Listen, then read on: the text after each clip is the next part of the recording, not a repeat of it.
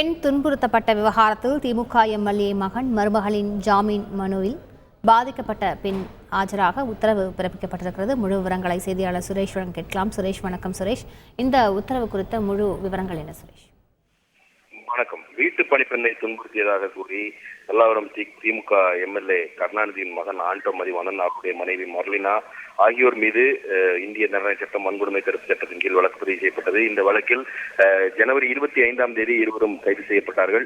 இவர்கள் ஜாமீன் கோரி தாக்கல் செய்த மனுக்களை சென்னை முதன்மை அமர்வு நீதிமன்றம் தள்ளுபடி செய்திருந்த நிலையில் சென்னை உயர்நீதிமன்றத்தில் அவர்கள் ஜாமீன் கேட்டு மனு தாக்கல் செய்திருந்தார்கள். இந்த மனுக்களில் தங்கள் மீதான குற்றச்சாட்டுகள் அனைத்தும் தவறானவை என்றும் அந்த பெண்ணை குடும்ப உறுப்பினர் போல் நடத்தியதாகவும் தெரிவித்திருக்கிறார்கள். மேலும் சாதி பெயரை சொல்லி திட்டியதாக குறிப்பிட்டு எந்த குற்றச்சாட்டும் தெரிவிக்கப்படாத நிலையில தங்களுக்கு எதிராக வன்கொடுமை தடுப்பு சட்டத்தின் கீழ் வழக்கு பதிவு செய்தது நியாயமற்றது என்று அந்த தெரிவித்திருக்கிறார்கள்.